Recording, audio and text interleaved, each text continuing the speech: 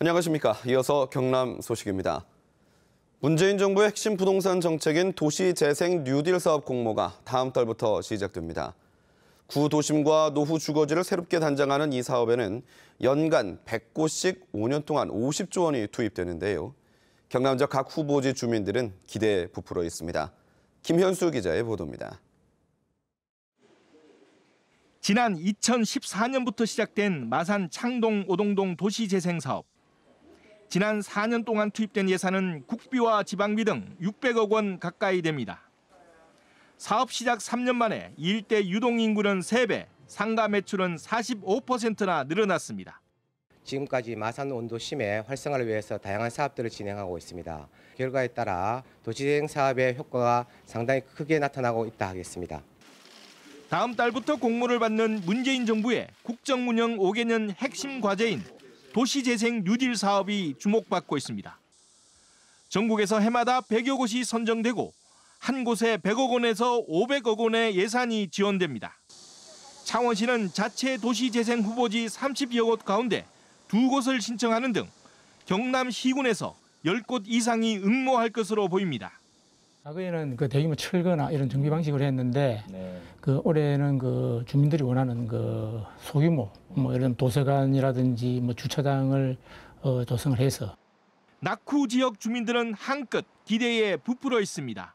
사는데 좀 도움 될 거고 아무래도 안 낫겠습니까? 다른 데하고 같이 성장을 같이 할 수 있으니까. 도시재생 뉴딜 사업 대상 지역은 올 하반기 심사를 거쳐 연말쯤 확정될 것으로 보입니다. KBS 뉴스 김현수입니다. 경남교육청이 학교 교직원과 외부 전문가가 참여하는 자율감사 제도를 확대하고 있습니다. 사후 적발과 처벌이 중심이던 기존 감사 관행에서 벗어나 학교 스스로 문제점을 찾아 개선하는 문화가 정착될지 관심입니다. 송현준 기자가 보도합니다. 창원의 한 초등학교입니다. 변호사와 공인회계사, 교사들이 학교의 여러 서류를 확인하고 있습니다. 지난해부터 경남교육청이 시범 시행하고 있는 학교 자율감사입니다. 우리가 또 몰랐던 부분, 그 매뉴얼에 의해서 챙겨야 될 부분 이런 거 놓치지 않고 또 준비를 할 수 있으면 더더욱 좋은 자율감사가 되겠습니다. 7년 간격으로 감사를 해야 할 정도로 도교육청 감사관실의 업무가 늘면서 자율감사 제도를 도입한 겁니다. 전문성을 확보하기 위해 변호사와 공인회계사도 포함시켰습니다. 맞지 않는 증빙이 이렇게 들어오는 경우가 있더라고요. 이렇게 간이가세자라든지 이러면 세법상으로는 원래 발행하면 안 되는데 다른 계산서를 대신에 붙여놓는다든지. 자율감사는 지난해 11개 학교에서 시범 운행됐고 올해는 30개 학교로 확대됐습니다. 지난해 자율감사 결과 학교당 지적사항은 5건, 주의와 경고 처분 5명, 133만 원의 재정 처분이 내려졌는데 종합감사 결과와 큰 차이가 없었습니다. 초창기이다 보니 여러 가지 문제점이 있을 수 있습니다.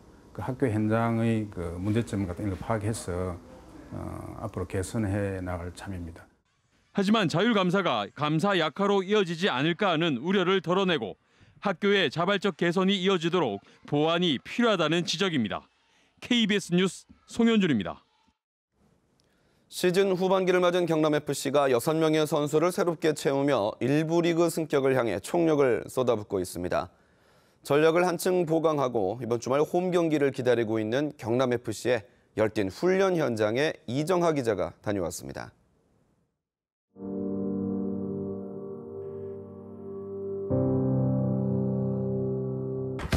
(30도가) 넘는 무더위 속 경남FC 선수들의 훈련장은 열기로 후끈 달아오릅니다. 여름 이적 시장이 끝나고 새로운 얼굴들이 더해지며 활기를 불어넣습니다. 경남FC는 공격과 수비를 다 잡겠다는 목표로 멀티플레이어 김근환 선수를 영입했습니다. 거의 최전방 공격수로 나가고 있어요. 그런 부분에서 골 넣는 포지션이기 때문에 득점과 또 어시스트도 잘할 수 있는. 2년 전 경남FC에서 활약했던 김선우는 제주에서 이적해 다시 한번 경남의 유니폼을 입게 됐습니다.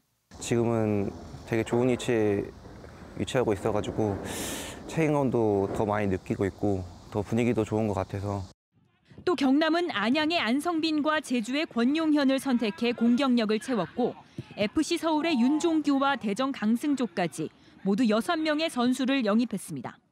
선수 영입을 통해 전력을 보강한 경남FC는 후반기에도 독주를 이어나가기 위해 총력전을 펼치고 있습니다. 14경기를 남긴 시점에서 2위 부산과는 승점 7점 차. 아직 안심할 수는 없습니다. 후반기 또 새롭게 영입한 선수들도 있고 견제하면서 또 우리가 클래식 준비를 완전을 좀 기회해야 되지 않겠나 이렇게. 올해 18승 무패라는 신기록으로 승승장구한 경남FC. 다양한 선수 영입으로 조직력을 강화한 경남이 클래식 리그 승격이라는 목표를 향해 매진하고 있습니다. KBS 뉴스 이정화입니다.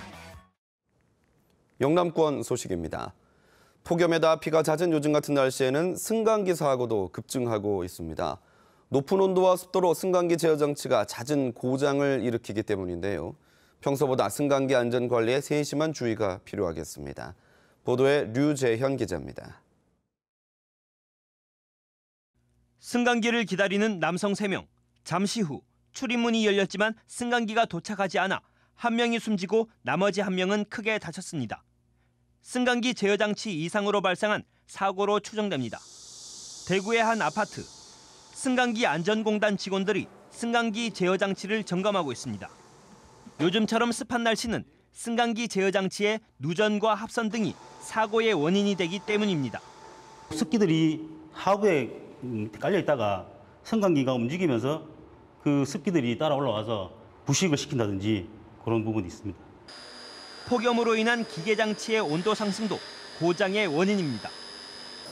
오늘처럼 무더운 날씨에는 승강기 기계실의 내부 온도가 상승하면서 이렇게 기계 장치의 오작동의 원인이 될 수 있습니다. 특히 승강기 냉방시설 가동으로 기계실 적정 온도인 40도를 넘어서기 쉽습니다. 전동기 장치에서 발생하는 열, 감속기 부분에서 발생하는 일이 복합적으로 기계실 온도를 높이는 원인이 됩니다.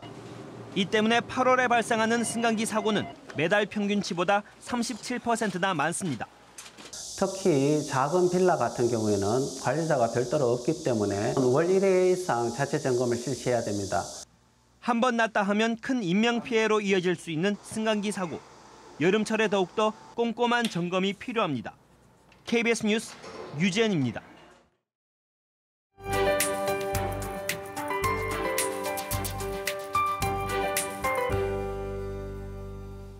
무더위가 날로 심해지고 있습니다. 어제 경남지방은 폭염특보가 더욱 확대 강화되며 밀양과 창녕, 하동으로는 폭염경보까지 내려졌는데요.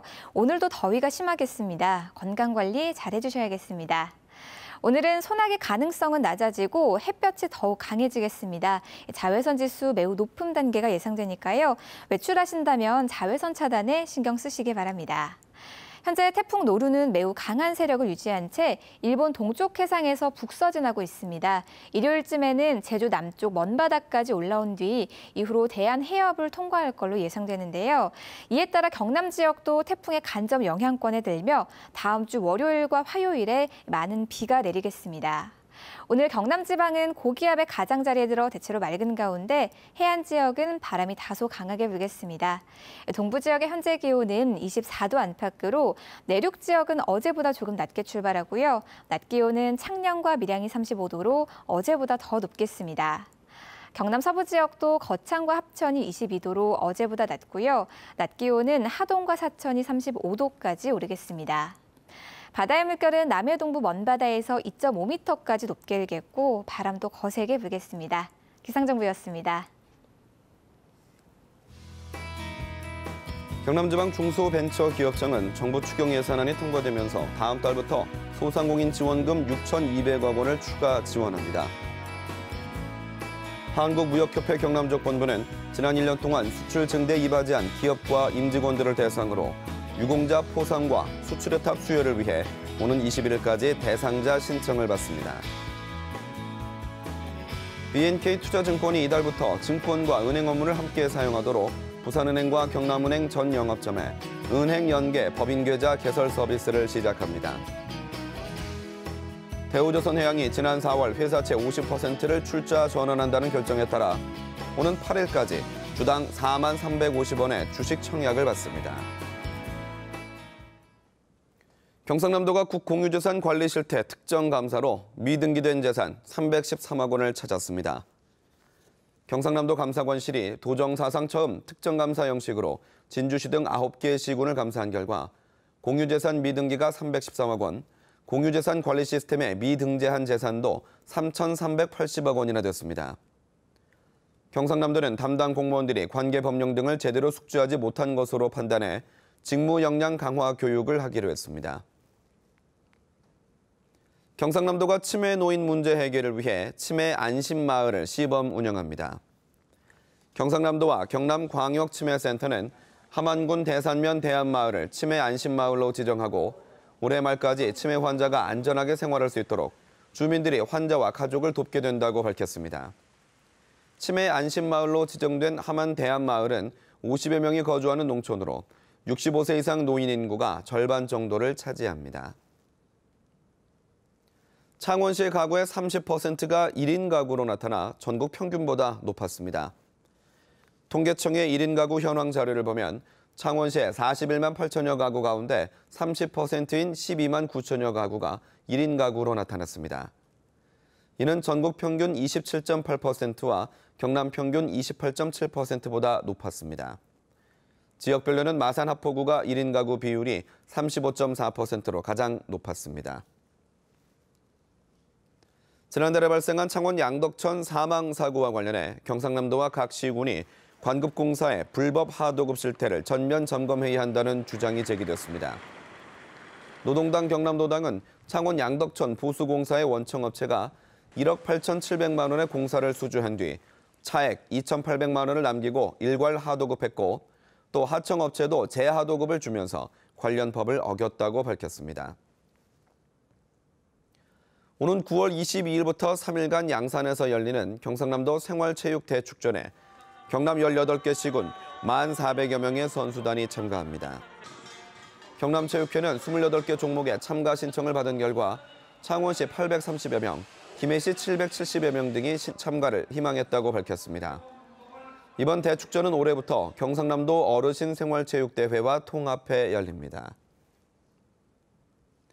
경상남도가 관광객 유치 다변화를 위해 최근 고성장 중인 대만 등 동남아시아 관광객 유치에 나섰습니다. 경상남도는 대만 방송사와 신문사, 파워블로그 등을 대상으로 어제부터 나흘 동안 통영 장사도와 동피랑, 진해해양공원, 스카이워크 등을 둘러보는 팸투어, 초청 답사 여행을 실시합니다. 경상남도는 이번 팸투어로 중국 관광객 위축에 대응하고 동남아시아 관광객 유치 확대를 위한 기반을 마련하기로 했습니다. KBS 뉴스를 마칩니다. 고맙습니다.